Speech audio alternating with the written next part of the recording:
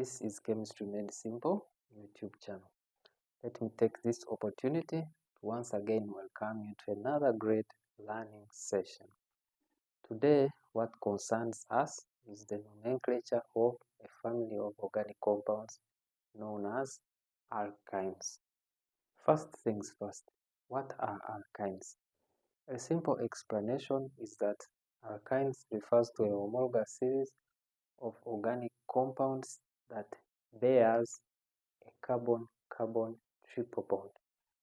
As a general rule, the name of alkynes is obtained from the name of the corresponding alkane. And when we talk about corresponding alkane, we just imply an alkane that has an equal number of carbon atoms as compared to the alkyne.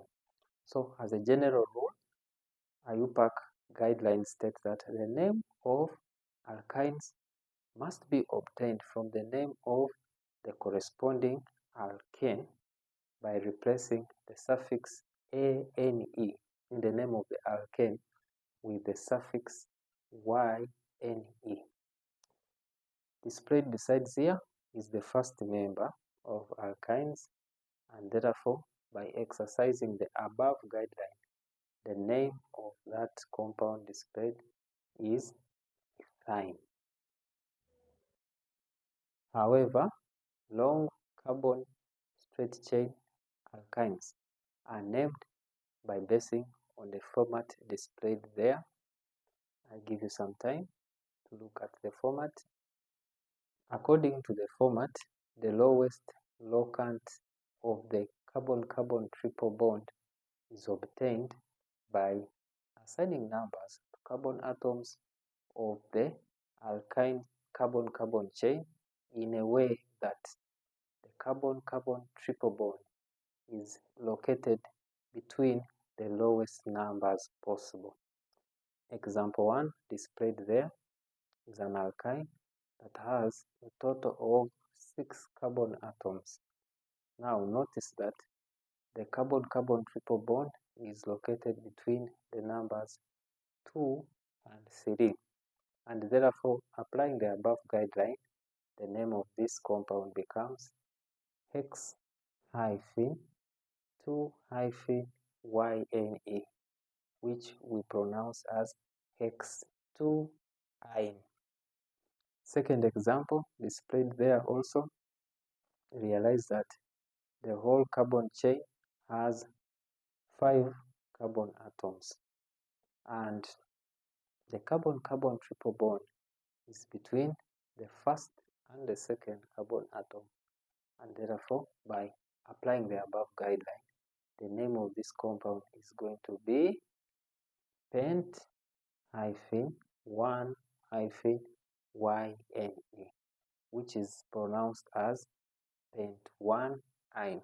Our final example, also displayed besides there, is an 8-carbon alkyne, and upon assigning numbers to the carbon atoms on this chain, we establish that the carbon-carbon triple bond is between the 4th and the 3rd carbon atom, and therefore the name of this alkyne by basing on the guideline above is going to be oct-3-yne.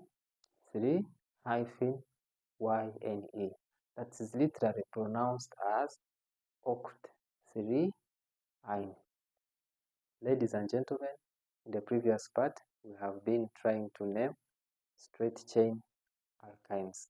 How about taking a step and learning to name alkyl substituted alkynes? Alkyl substituted alkynes are named in a similar fashion used in naming alkyl substituted alkanes, but we shall have some few changes, and the few changes are as follows. Number 1, the parent chain must bear the carbon-carbon triple bond.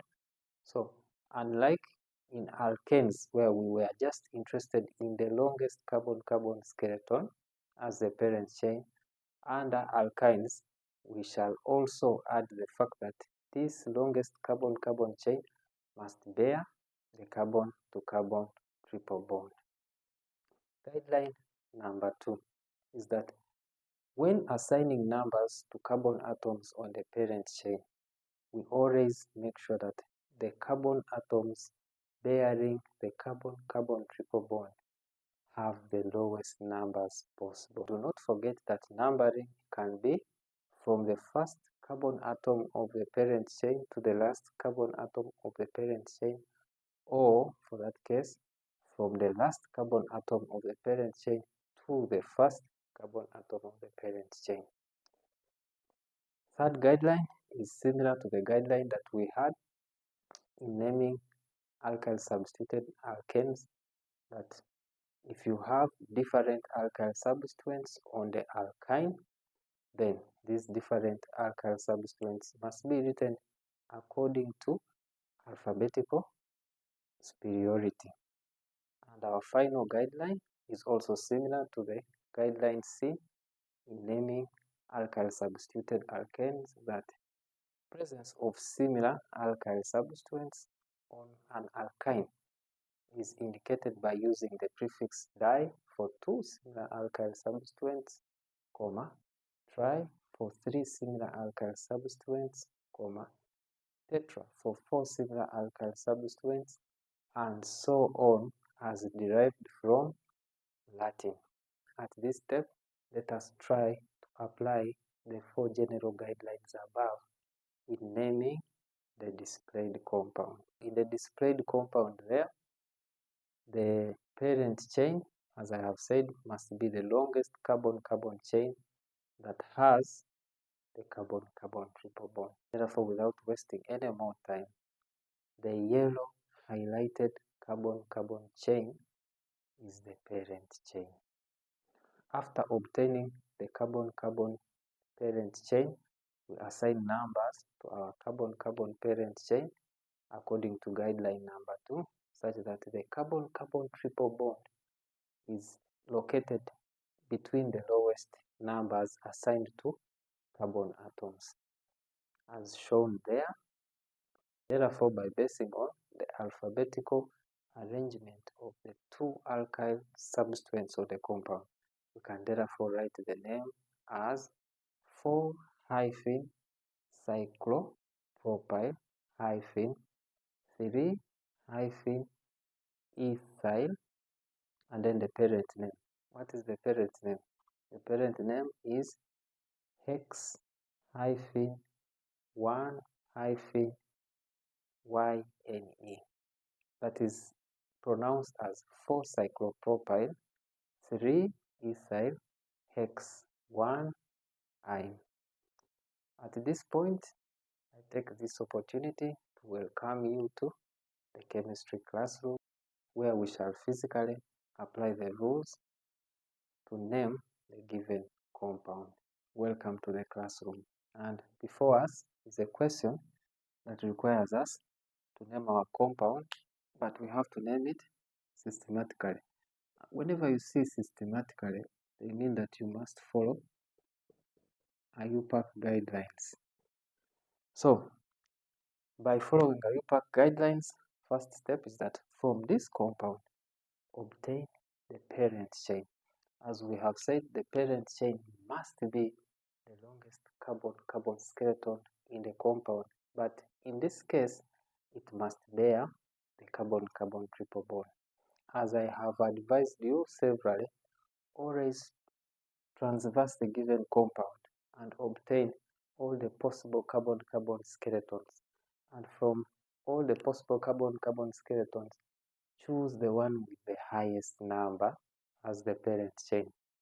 Without wasting your time, this becomes our parent chain, which I have obtained by transversing the compound, because this has 10 carbon atoms and is therefore the highest. Now, after obtaining our parent chain, the second guideline says that we must number our parent chain from the end to the start, or from the start to the end, whatever direction, such that the carbon-carbon triple bond is located between the lowest number. So if you started from this side, this will be number 1, number 2, number 3, number 4, number 5, number 6, and 7. And if you started from this side, 1, 2, 3, this will be 4 and 5. Definitely 4 and 5 is less than 6 and 7. And therefore, we shall number our carbon chain from that side to that side.